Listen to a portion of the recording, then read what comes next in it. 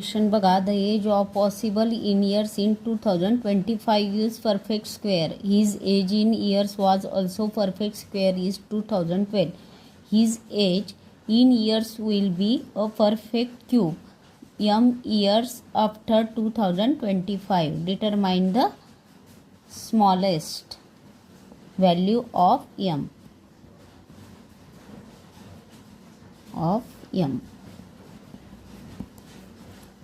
क्वेश्चनमध्ये काय दिलेलं आहे, in years in 2025 is perfect square.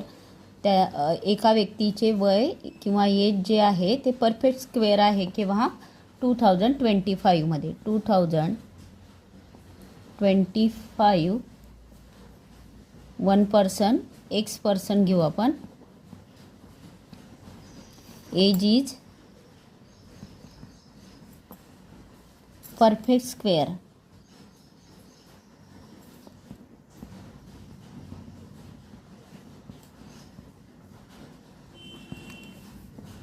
To 2012 त्याच पर्सनचे एज किती होते, पूर्ण स्क्वेअर होते, फुल स्क्वेअर होते.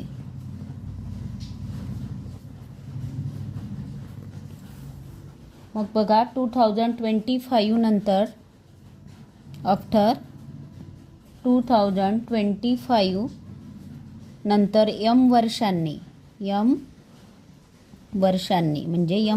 म्हणजे काही कालांतराने त्याच व्यक्तीचे एज काय आले, क्यूबमध्ये आले. त्याच व्यक्तीचे एज क्यूब काय आले, क्यूबमध्ये आले. क्यूब परफेक्ट क्यूब झाले. अशा पद्धतीने आपल्याला सॉल्व करायचे. मग 2025 मायनस 2012 इज इक्वल टू किती इयर आले, 13 इयर्स.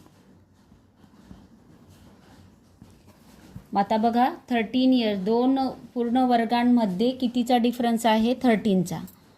दोन स्क्वेअरमध्ये डिफरन्स किती आहे, डिफरन्स किती आहे, 13 इयर्स. 13चा डिफरन्स आहे. मग आपण अशी संख्या शोधायची की स्क्वेअर, 2चा स्क्वेअर 4, 3चा स्क्वेअर. तर आता आपण मोठी संख्या घेऊया. 4चा स्क्वेअर काय आला तुमचा, 16. मग 16मध्ये तुम्ही -3 केले तर काय आले तुमचे, 13. त्याच्यानंतर 5चा स्क्वेअर येतो 25. तर 25 मायनस काय केल्यानंतर 13 मायनस केले तर 12 आली, इज इक्वल टू 13.